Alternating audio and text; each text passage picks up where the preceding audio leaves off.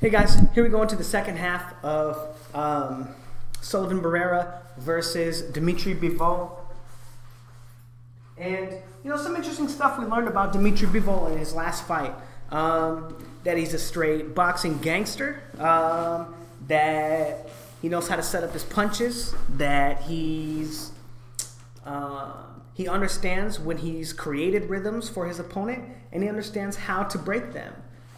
To set up more offense, to counterpunch. You know, something that's very interesting because in the first, half of the fight, he didn't throw nearly a single counterpunch.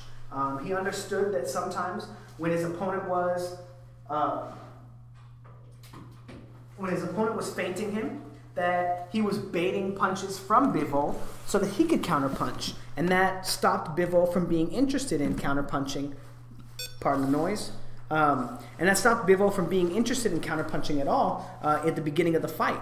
And then once he established a pattern of kind of dipping away when Agnew would try to set his punches up, he started breaking that rhythm and throwing hard counterpunches. You know, it began to look, like Bivol was going to be somewhat limited in his defense style. And that there may be a way to take advantage of his defensive inabilities or his inability to throw punches back and fire during exchanges, right? Like when your opponent throws punches at you, you know how to counter. And I can't think of who I'm trying to think of right now. But there's a fighter that's very similar. They're very good offensively, but they don't know how to counterpunch. And they don't know how to make you pay for your poor offense. But I was starting to think that he might wind up being like that in spite of his phenomenal offense. But then he showed that he knows how to break those rhythms, and then he may have just been playing, I don't want to say possum, right? But he wasn't getting pulled into a trap to get countered by Agnew. So the things that we're going to look for are how does Sullivan Barrera react to being controlled by his opponent, right? Lead hand position. How does he react to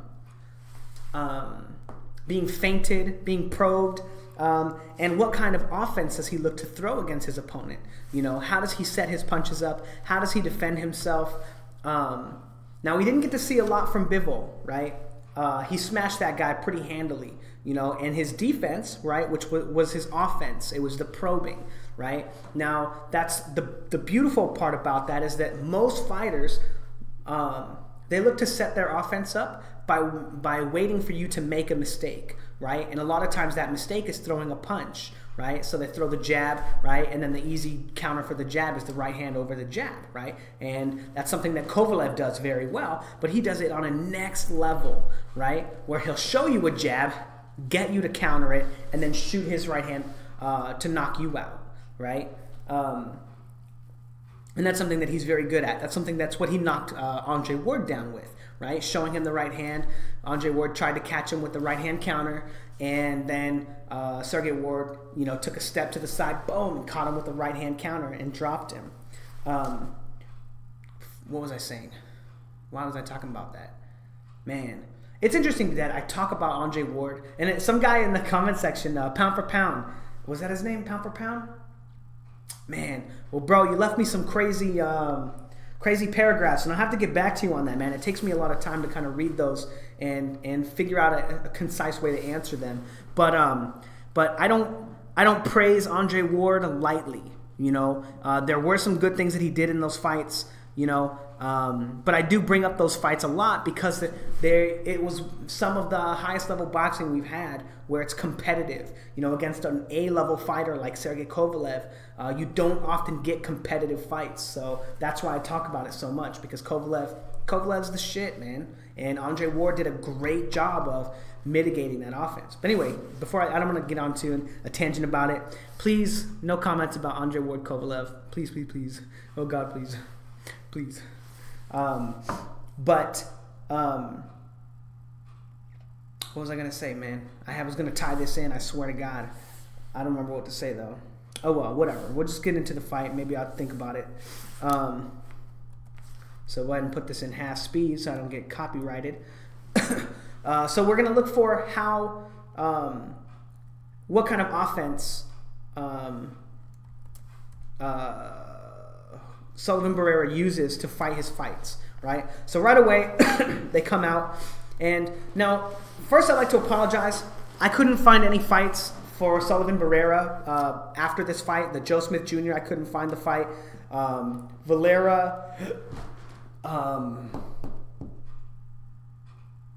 Felix Valera, I couldn't find his fight with Barrera either. And that would have been a great one to do film study on, because that's actually a common opponent of Dmitry Bivol and Sullivan Barrera, to see how they both kind of dispatch him, right? But I couldn't find any fights, so we're doing this one against Paul Parker, who I think he was 6-0 when he fought this guy. You know, so this guy's, you know, he's very green. You know, very green. I don't know what his amateur stuff was. But we're gonna look at this guy, and we're gonna talk about what he's doing, right? That's similar to what Bivol does, and then we're gonna talk about how it's affecting Sullivan Barrera. So I think this is gonna be a pretty decent barometer for how the fight might go. Anyway, so right away, sorry, I know. He comes out and he's probing, right? He's putting his lead hand out there, and Sullivan Barrera, he brings his high guard up, right? When that jab starts coming at him, right? So just pay attention to that real quick. I won't rewind this one another time, but high guard, right? Lead hand starts coming out, high guard, right? He thinks that the lead hand is going to come out, high guard. Now he looks to move off the line. He's seen that his opponent is paying attention to the lead hand, and he doesn't know where to go from there. So he just circles out, and then, you know, for some reason he throws a right hand over the top, and immediately Barrera looks to counter, right? Because his opponent didn't set that punch up. It's an easy counter, right? It doesn't wind up being like a good shot. He doesn't catch him with the left hook like he should, right? It winds up being a jab. But we see right away that Sullivan Barrera is looking to counterpunch those punches that come without any setup. Now that'll be really interesting as we go through the film study, because Bivol does such a good job of setting his punches up with the feints and with the probes, that I think maybe that tendency to counterpunch, and we'll see if there's a lot of it, may get Sullivan Barrera into trouble. Now probing, and Bivol. Now notice one thing that I don't like right off the bat. Sullivan Barrera, we'll go back here. Watch Sullivan Barrera. Right, getting feinted right there. You know, he's making small circles with his lead hand. He shoots a jab right there with no setup, no feint. But his head is in the same spot. He's just walking forward. You know, he doesn't have an active guard. He's not moving his head at all. And his hands are basically in the same spot. You know, he's not really doing anything, right? And that's very worrisome for me, fighting a good fighter like Bivol, especially because Bivol is going to be able to make him move his head with those feints and probes and be able to walk him into a shot, right? A lot of people think head movement is when you slip punches. You know, someone throws a punch at you and you slip that punch. But if you fake a punch, right, and you give them a probe and they slip that shot, and then you shoot a probe again and they slip the same way, and you walk them into an uppercut, you just won the fight. You know, the fight might be over. You know, and that's one of the problems of fighting people who have no head movement, or that don't move off the line well, or that do all these things. You know, they do things the correct way, right? Like, what's the correct way to slip a punch, or slip a jab, or slip a right hand, or what's the correct way to, you know, do this, you know? And that the problem with that is it's very predictable, and predictability has no place in professional boxing. Anyway, moving forward, controlling with the lead hand, and then right when he goes to control him again, Barrera looks to shoot a jab and take away that control, right? Maybe he's seen this style before and he understands that rhythm, so he shoots a jab. It's not really set up and it gets caught, but his opponent does a good job of using defensive responsibility and ducking away, right? Now Bivol showed a tendency to do a very similar thing, right? But he would take a step back and move away. But so far, you know, very interesting. Now Barrera is parrying that jab, right? He sees that jab coming, he closes his guard, shoots that jab, that probing jab, and then it looks like he's trying to deflect a right hand with his left arm. That's why it's way up in the air. But he catches the jab, right?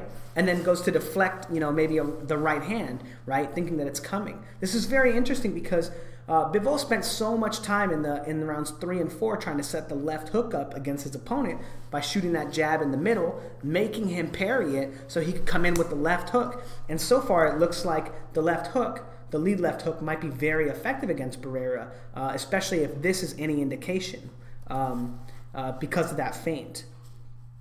Now Barrera coming forward with that jab, and notice where's his setup, right? He steps forward, and he has a very similar style, right? This style of walking forward, right?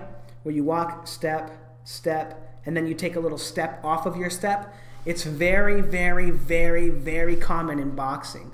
To be honest, in my opinion, it's a flaw in your ability to move forward, because your back foot's not coming with you, right? As you step, like you're sliding, but notice his back foot is not on the ground with him, right? So he's not in position to throw a right hand because he's reaching, right? And it's just a little flaw, but it's very common in boxing. A lot of fighters do it, but it's also one that gets people in trouble. David Lemieux, right? He would punch off of his lead foot when he would step on it, right? Or step forward, and Gennady Golovkin was able to crush him because of it. The first 4 rounds of Gennady Golovkin versus Canelo Alvarez were completely predicated on Canelo's inability to move and punch at the same time, or to the way that he walked forward and punched off of he set up all his punches off of putting his weight on his left leg, very similar to David Lemieux, right? Canelo showed that he's a very smart fighter and picked up on the pattern of Golovkin trying to crash punches into him when he would try to set them up off of that foot movement, but it's a very common flaw, right? So anyway, we're gonna move on, but no setup from Barrera so far. And again, looking to catch that jab, right? But no setup, and being controlled by his opponent, right? Decent job right there, right? So the feint comes, right? And he's probing, and then he steps forward with that flashing left hand, right? That he's trying to set up the right hand. And you can't really tell if it lands. Well, actually, we'll turn the sound on and we'll see. Let's see. Sounds like it lands. Sounds like it lands, So, sounds like it lands. We're going to give that punch to him. And doing a decent job setting his punches up. But look at how Barrera, again, tries to parry the jab, right? And I think that might get him in trouble, a lot of trouble with Bivol, because Bivol does like to throw that left hook, that leading left hook. Barrera doing, a decent job of kind of pulling away and rolling with the punch. But notice how he stays on the line and he transfers all his weight to his back leg, but he doesn't turn his hips when he does it. That means he's going to be stuck there, right? And that might give opportunity for Bivol to set up his other punches. But notice, Sullivan Barrera fighting a guy who has only 6 fights, and the first 30 seconds belong to Paul Parker. Now, we got Barrera coming forward, and he shoots the lead hand, right? Ducks to get away from a possible counter, right? I can't see what he does here. And then he throws a left hook. None of it really lands. But we've seen Bivol take advantage of I'll say mediocre offenses like this that don't set their punches up with great counters. Like when he cracked Cedric Agnew with that left hand that hurt him. Right? But so far, Sullivan Barrera has shown, he's a solid fighter, but he's very,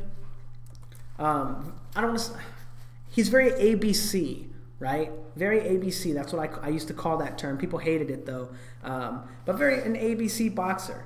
So far not doing anything special, not controlling Paul Parker. He's not feinting. He's not probing. He's not. He doesn't have an active guard. Just a very basic fighter. And here he controls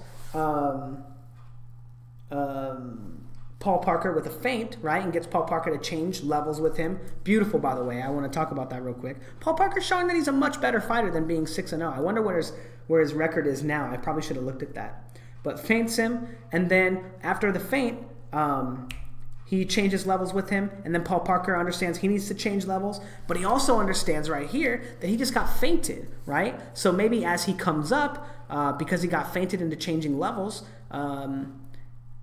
Sullivan Barrera is going to take advantage of this opportunity and throw a right hand over the top. So he doesn't want to come straight back up, and he throws a right hand to the body that looks like it lands. You know, it looks like it lands. Let's take a look at it again, right? But feints, comes in, boom, lands a right hand to the body. It looks like Barrera throws a jab that doesn't really land, and then misses his next counter too, right? But so far, Parker looks like he's winning these exchanges, right? And then comes forward, slips the jab. It doesn't look like he lands the right hand, but lands a good left hook to the body, right? But we'll have to see how effective like that kind of style of offense is going to be against Bivol, right? Feinting him and trying to get your opponent to, you know, maybe make mistakes on their own, because Bivol does such a good job with the probes, you know, so we'll have to see. But anyway, his opponent goes back to feinting him and probing him, right? Putting that lead hand out there. And I can't really tell, but he times the lead hand from Parker very well and goes to the body here, and then almost gets caught with a right hand, right? Because again, he's not setting these punches up, and also what he doesn't do after landing that shot is control Parker, right? He doesn't smother him, he doesn't get an arm on him, he doesn't take an angle to move off the line, he just moves straight back. You know, and he kind of touches him a little bit with the left hook, which is kind of control. It's kind of the same thing, right? But he has no ability to stop Parker from transitioning weight, which is the main idea behind controlling your opponent, right? Is to stop them from being able to transition their weight so that they can't pivot, they can't take angles on you, and they can't throw punches because they're getting controlled. Now the first feint. We're a minute into the fight, and we got the first feint from Sullivan Barrera, right? But what else happens here? Right after that feint, Parker changes levels on him, shoots a jab, right? But a probing jab, and then a probing right hand. And what happens? Barrera falls for both of them, right? He reacts to both of them. He sees the jab, boom, parries the jab. But look at this.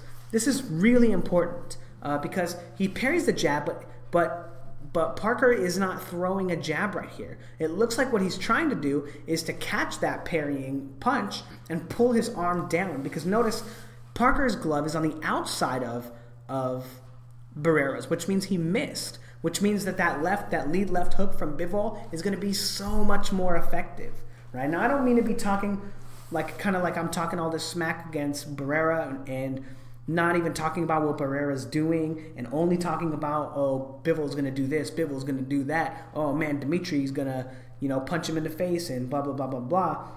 But so far, you know, Sullivan Barrera hasn't shown me an effective way for him to defend himself or to offend his opponent. Only flaws that I see that are going to line up very well for Bivol, right? And then anyway, the right hand comes. So going back at it, right? Let's see if we can get that frame too. Right? He catches a little too early and his glove gets onto the outside. Parker's glove gets to the outside. And then the right hand feints him right there. And he's able to get Barrera out of position twice, right? Showing that the feints, especially the 1-2 probe from Bivol, which I loved, the jab right hand probe to get him out of position, is going to, because look at how he turns his body away from the right hand. That means he's walking right into a left hook right now. Right? So he just tried to catch the jab and then turn away from the left hook. So his right glove is probably not even up near his face, and he's going to be very suspect to that left hook right there. Again, Parker doing a good job of setting his shots up, feinting him, gets him to parry the jab. But again, for some reason, Parker's jab is on the outside of Barrera's, showing that he's not doing a very good job of catching the jab, and then goes to the body. It looks like it lands, and then countering, right? Throwing that left hook, which is a good punch, which is he's doing a good job of actually at least getting his punch off right there. But so far, that's his only source of real offense, is when his opponent punches. And I think that that's going to be a tall order against Bivol, because Bivol is so good at baiting shots with his probes and his feints. Again, because of the fact that Parker has control of the fight and has control of Barrera with that lead hand, Barrera's not setting his punches up, and he just wings a right hand and isn't able to land it. And that's going to be a huge problem against Bivol, because Bivol can counter. We saw him land some great counter punches off of some punches that even though his opponent was trying to set him up, he was still able to catch them. Now, even though I'm talking all this smack, right, I don't think this is necessarily going to be an easy fight for Bivol. I don't think that at all. But I do think so far that all of the actual skills line up very well for Bivol. Even though I'm not sure if Dmitry is as big as this guy. Oh, man. So probing, right? He has control over the space between the two fighters, because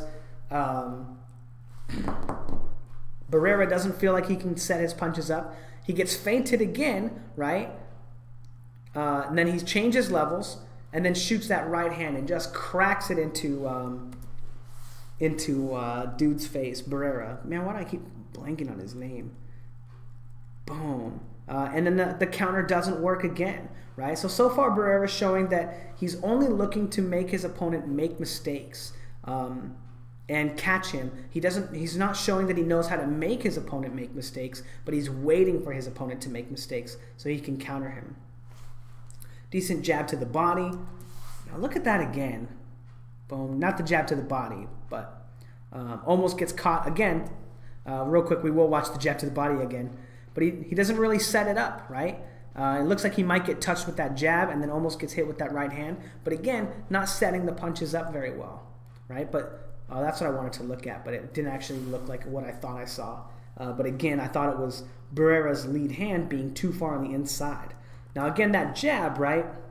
When the jab comes, that probing jab, right? It's really easy to get Barrera to bring his gloves in front of his face. Look at how far away his glove is from his cheek, right? So that left hand, lead left hand from Bivol looks like it might be able to land very effectively.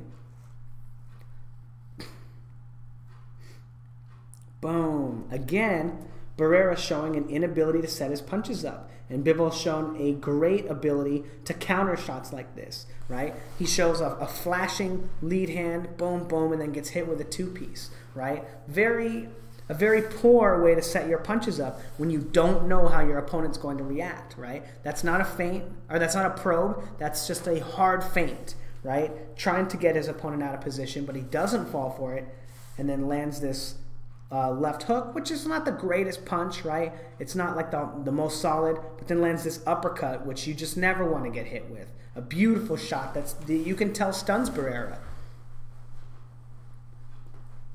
Again, just walking in and not setting his punches up. Now, I don't think that this is going to be the way that the fight plays out. I don't think Barrera is going to be stalking Bivol. I think Bivol is going to be the one stalking Barrera. And I think that he's going to fall very behind on the cards because of that feinting, probing style of Bivol. Is not going to allow his opponent to make him make mistakes. Decent job right there, right?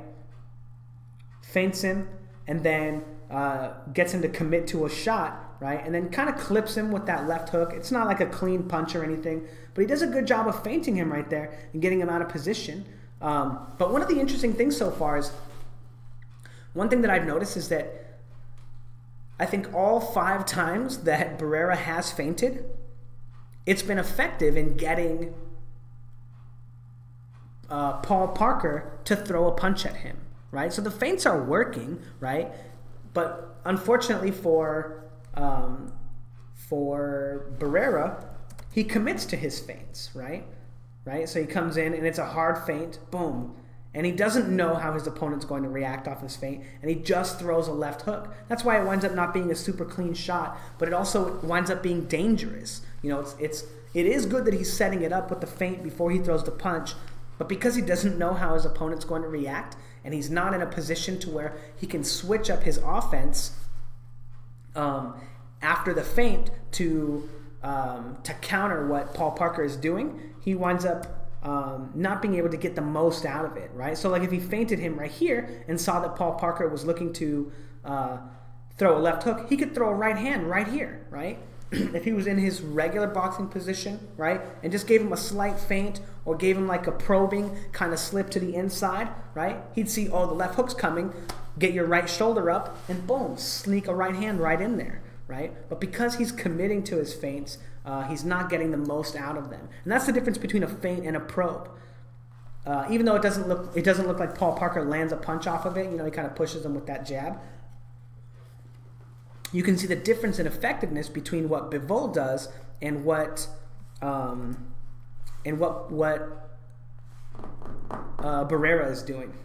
Feinting him right there, and again, you can see that Barrera is looking to counter more than he is to set up his punches, right? That feint comes, right? And then boom, he goes to the body, but Barrera is too far behind, right? I think he thought that that was going to be a committed jab, and he falls for the probe and winds up eating a right hand to the body. And I don't know if the right hand lands very cleanly. You know, we don't have a good angle, but that's not the point. The point is how effective the probing is going to be. Again, he's able to get him out of position right here, feint him, right, and then change levels, right, and land a right hand to the body, and Barrera is not in a position to counter, right, because he didn't change levels with him, right? It winds up being just this winging weird punch that he's not really in position to land. He does land a good right hand to the body after, right, but that's also why it's important to change levels when your opponent does, right? And he's able to disguise his level change with the feinting lead hand, right? So he feints right here, right, and then gives him the same feint, but steps forward and changes levels and goes to the body, right? But notice how Barrera is not in any position to counter with that left hook because he's so far away from that body shot, right? Anyway, and he does land a good body shot after, right? But again, we'll have to see how effective that might be against Bivol. Controlling him with the lead hand, controlling him with the lead hand. And right there, Barrera learning, right, that after that lead hand comes, he might go to the body. So he changes levels with him, right? But look at how easy it is to get Barrera out of position, right? Just give him a little feint and he's all crazy out of position. And this is only a guy that's 6-0 that he's fighting. I'll be honest, the guy looks way better than 6-0. You know, in fact, I am going to look up his record after this fight because he does look pretty good. You know, Paul Parker. Yeah, I'm a fan, bro. Trying the same tactic, trying to feint him into making him think he changed levels off the jab. But so far, you know, Barrera, who's a consummate professional, has, you know, like 20-something fights, fought for world titles. You know, I think he's being kind of schooled by a guy who's 6-0. Now again, look at how Barrera sets up his punch. He has no idea what Paul Parker is going to do after he shoots that feinting jab, right? So he shoots that jab and then comes in and throws a right hand to the body and almost gets whacked with the left hook, right? If that was a right hand to the head, right, I think Paul Parker would have been able to catch him. But again, when you go to the body and your opponent doesn't change angles or change levels with you, it just winds up being like really difficult. I don't think that necessarily is the problem there. But again, not setting his punches up super well and very subject to counter punches. But also, am I tripping? Like, is this guy not schooling him? Lands a great right hand right there. So again, committing to his offense, right? Barrera committing to his offense, not setting it up, almost eats a counter jab. His opponent ducks and slips his jab and comes over the top with the right hand that, you know, to be honest, it looked like it kind of hurt him. You know, maybe not bad. Whoops. Give me a second, guys. Whoop. Okay, I'll go back a couple seconds. But anyway, you know, Barrera showing that he doesn't have, you know, a lot of skills to set his punches up. Now, this is a common trap, right? But Barrera comes in, shoots the jab. He knows that Paul Parker is going to look to counter the jab because he's seen it like 2 or 3 times. And then he tries to counter the counter, right? But again, that's not how you want to be setting your punches up, right? So think about this in those terms, right? This is the very basic boxing setup, right? And I was watching some fights earlier. I was watching some fights of Roy Jones Jr. because I'm going to be doing a film study on Roy Jones Jr., the myth. How people remember him being one of the greatest fighters of all time, yada, yada, yada. And I'm going to put out a film study to kind of debunk that. But Larry Merchant says something so beautiful during the fight about the difference between Roy Jones Jr. and Oscar De La Hoya. And he says, Oscar De La Hoya runs through you to create openings, to force openings, right? And I think that that's how I'm going to use, I'm going to explain this term from now on, is forcing an opening, right? So what has Barrera learned so far? That when he throws a jab, that dude looks to counter the jab, right? Just like we saw a few seconds ago, right? So he shoots the jab here, and he sees that the counter jab comes, right? So he's like, oh, he's countering me, right? So what does he do here? He shoots the jab, right here, right? And he knows the counter is coming, right? So he's looking to counter the counter. And that's, I'm going to coin that term as forcing an opening, right? And it's not the same as making your opponent make a mistake, because he's making a mistake to make his opponent make a mistake, right? He's not setting up the punch, but he's using committed punches to get his opponent to counter so that he can throw his own punches, right? So that he can counter. But he's not doing it in a defensively responsible way, the way that Dmitry Bivol does, right? With the feinting and with the probe, right? Where you probe the jab, you make your opponent think it's a jab, and then he counters it, and then you knock their head off, right? But we're going to call that, and I hope I remember tomorrow, but forcing an opening, right? Very similar to how you have, like, the Charlo brothers, you know. I've watched some tape on them of their older fights, and then when they run in there and they throw a 1-2-3, and then they're forcing an opening, right? They're like, oh, I threw a 1-2-3 and he did this, so next time I'm going to throw a 1-2-7 instead and hope that he reacts the same way, right? That's not defensively responsible, or a defensively responsible way to set your punches up. But again, controlling him with the lead hand and slowing Barrera's output down. Now, who do you guys think won this round, right? The guy with almost 30 fights? Oh my goodness! Probing him. Oh my God. My phone, my text message scared the crap out of me too, right when that punch landed. Oh my goodness. Oh. But feints him, right? Giving him that probe. And then what does Barrera do? He tries to counter the probe, right? He tries to counter the probe. And that's exactly what you want from your probe, right? Boom. And because he tried to counter the probe, Paul Parker is able to land the right hand because he got him out of position, right? He got him out of position without putting himself out of position and was able to just crack him with that shot. Let's just watch that shit again. Probe. He tries to time the probe, right? Shoots that jab and just walks into this right hand. You know, he does try to like land a left hook, you know, maybe he thought he knew the right hand was going to come, you know, or maybe he thought it was going to wind up being a double jab like the last time. But Paul Parker's in there thinking too. He knows what patterns he's shown his opponent, right? And Dmitry Bivol is going to be wary of the patterns that he's shown him as well. Great job from Mr. Parker right there. And just cracking him. And this guy who has 6 fights. Oh man, I hope that's the right guy. I hope that's the right guy that I'm thinking of that has 6 fights. But he's, in my opinion, he's schooling Barrera. You know, he's crushing him. We're going to go ahead and get into round 2 real quick. Let me check my phone, though, real quick.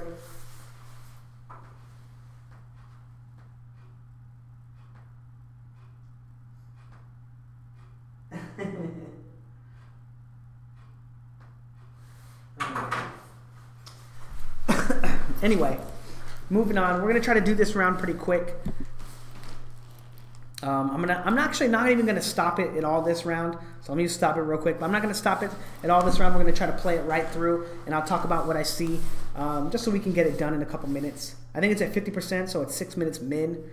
But again, Barrera is so easily controlled right now. His offense is completely subdued, and he got smashed last round, right? Look at the feinting, the probing, the level changes. And again, Barrera tries to rush in there. I am going to go back. I'm sorry. Barrera tries to rush in there, go to the body, and winds up getting pieced up, you know. Nobody lands any significant punches, right? They're kind of, you know, sloppy and stuff. But it's the fact that Parker is so easily able to control him and keep him on the outside that Barrera doesn't know how to set his punches up from that position, right? He doesn't know how to set his punches up from having a glove in his face, right? When he can't see his opponent, when his opponent is constantly probing him. And again, just like the same situation, right? I'm going to go back. So sorry. I lied. I'm not good at this. I just love boxing so much. Again, Barrera doesn't set his punches up, right? Boom, and he's easily able to get away from that jab. And Barrera has not had an effective way to set up his punches throughout the whole fight.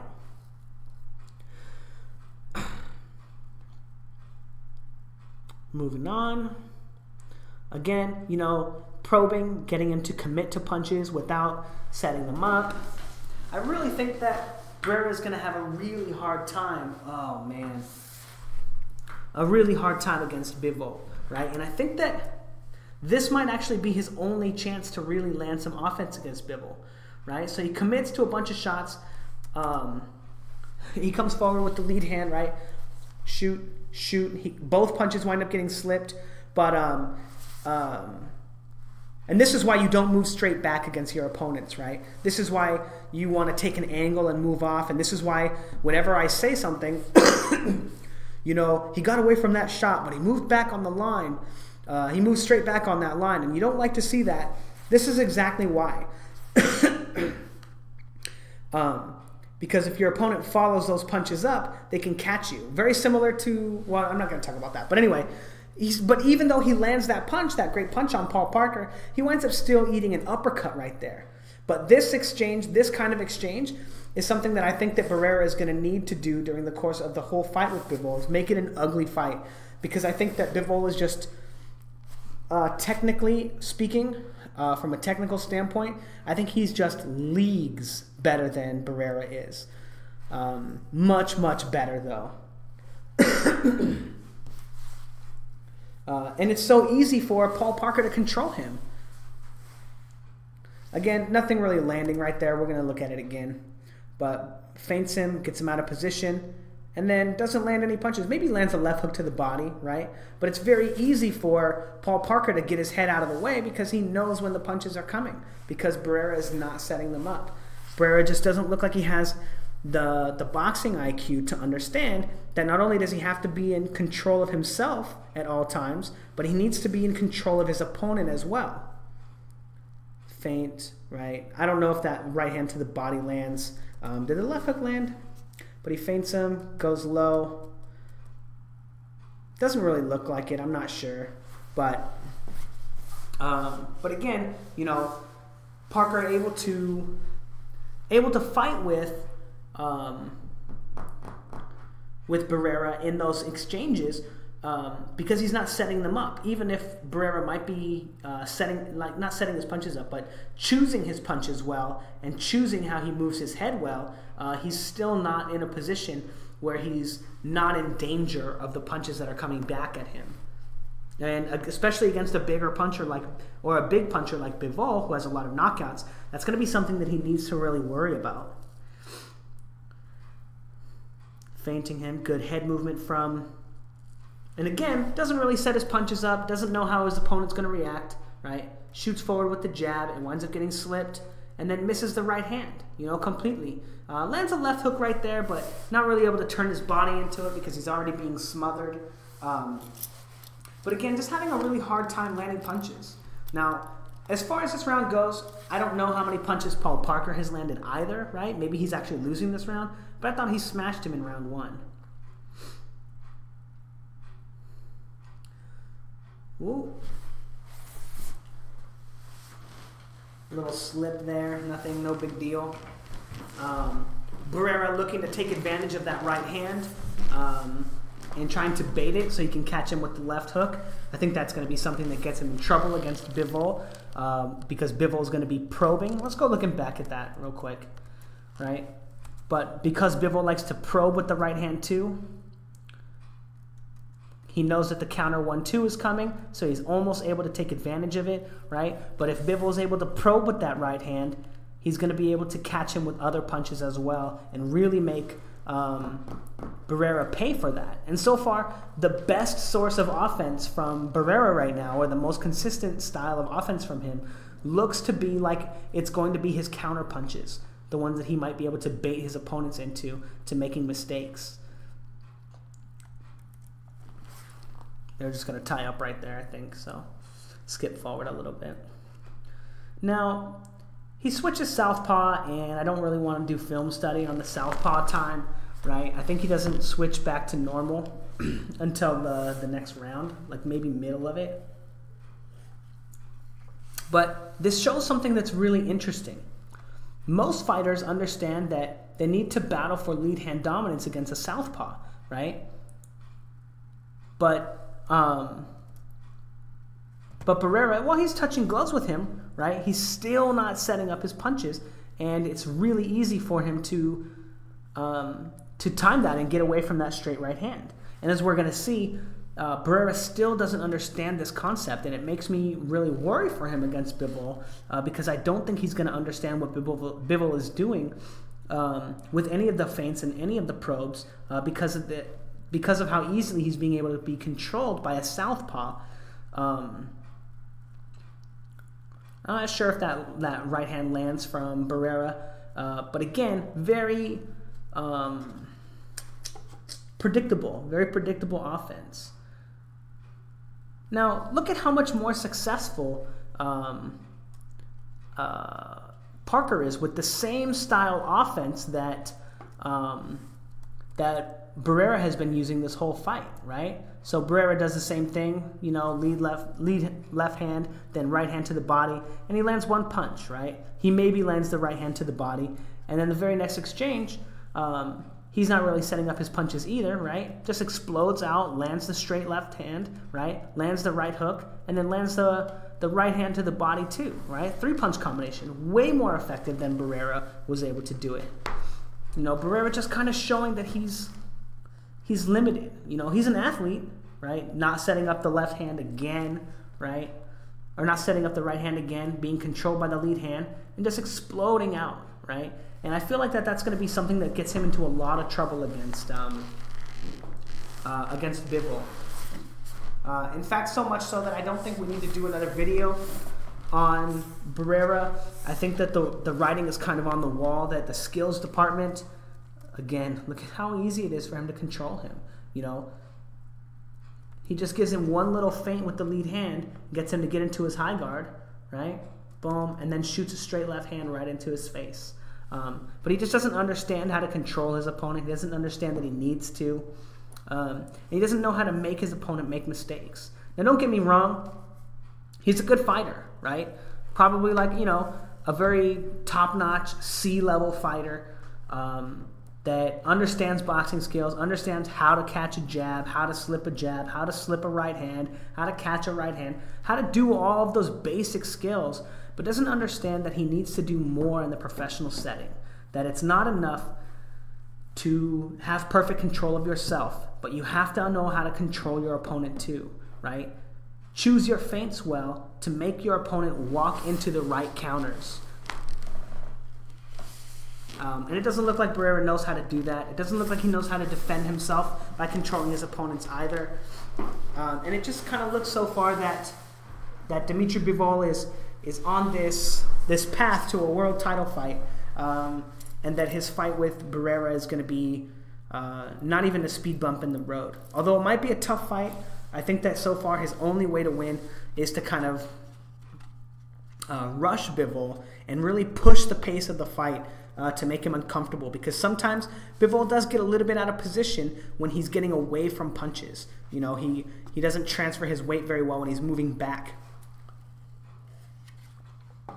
And that might wind up with follow-up exchanges that favor Barrera if Barrera decides to use his athleticism. Anyway, let me know what you guys think in the comments below. I'm just gonna go ahead and start and pick it, and I'll probably do like a final film study video on it and why it's going to be effective. But I'm picking Dmitry Bivol to kind of smash Barrera. I think he's going to smash him. But I also want to see how much bigger Barrera is than Bivol, because Bivol didn't exactly look like the biggest fighter in that division. Anyway, thanks guys.